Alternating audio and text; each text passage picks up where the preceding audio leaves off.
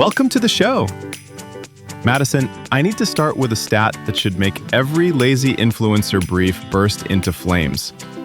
US creator ad spend hit $37 billion in 2025, up roughly 26% year over year, and projections push it to about $44 billion in 2026.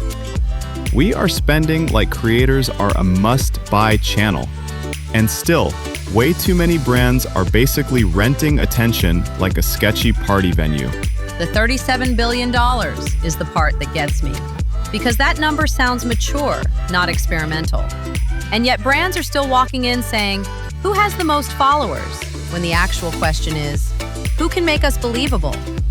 Follower count is distribution. Trust transfer is the job. Exactly. 1 million followers can still produce a whisper if the audience is passive, loosely connected, or allergic to sponsorships. Meanwhile, 10,000 highly aligned followers can move product, move search, move consideration. Renting attention is easy. Earning transfer is hard. And forced partnerships are usually obvious in like 3 seconds. The caption suddenly sounds like legal wrote it. The creator's normal tone disappears.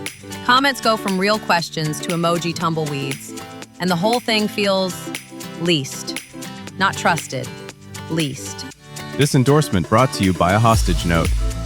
Exactly. Which is why the Creator Fit framework matters more than ever.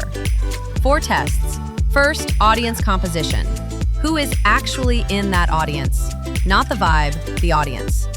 Beginners, experts, aspirational lurkers, random entertainment seekers? Second, content brand fit. Does the creator's tone, format, values, and sponsored content history actually support your brand? Third, motive match. Why do people follow them in the first place? Expertise, humor, aspiration, identity, community? Fourth, authenticity verification. Is the trust real, consistent, and verifiable? Wait, grab the third one again. Motive match. Because I think that's the sneaky killer. If people follow a creator for humor and you brief them like a white paper, you've broken the spell, right? Right. If the audience comes for careful expertise, you need substance. If they come for humor, you need room for personality. If they come for aspiration, connect to progress and identity. Marketers love category fit, but motive fit is usually where campaigns either feel native or feel like a pop-up ad wearing a fake mustache. And that's why nano and micro creators can beat bigger names. Nano creators often feel like peers. Micro creators usually have enough category familiarity to teach, demo, answer pain points. Macro can create recognition, sure, but trust transfer is often weaker because the sponsorship is so visible it's practically wearing a tux. The peer point is the whole game. Nano for local trust and authentic trial. Micro for niche education and tutorials. Mid-tier for scalable trust if the format repeats well. Macro for broad awareness. Different tiers, different jobs. None of them are inherently better. The tier has to fit the job. Which also sets up the B2B side because trust transfers differently there. In B2C, it's often familiarity, taste, lifestyle fit, lived experience. In B2B, especially on LinkedIn, trust transfers through expertise, clarity, judgment, evidence, and usefulness. Different fuel. And LinkedIn is not just a feed, it's a trust room. That phrase stuck with me. Groups especially. Not broadcast channels, not link dumping grounds, trust rooms. Places where people watch who brings evidence, who asks thoughtful questions, who helps others, who only shows up to promote. Contribution before extraction. Trust room is memorable. It's like the difference between barging into a dinner party with a megaphone versus showing up with a smart question and a useful framework. Same human, very different outcome. Yes, and the thought leadership fit framework mirrors creator fit pretty nicely. Buying group relevance. Who needs this thinking inside the decision group? Expertise market fit. What proof makes this voice credible? Voice authenticity fit. Does the person sound like themselves or like a committee with Wi-Fi? And network activation fit. Where can this trust travel? Comments, groups, webinars, live events, endorsements? I love that last one because it gets so practical. A useful post can become interaction, then credibility signals, then relationship openings, then business opportunities. That's the LinkedIn flywheel in plain English. Publish value, spark dialogue, earn signals, open relationships, create opportunities. Okay, but here's the twist. Even when influence works, credibility alone doesn't make people care.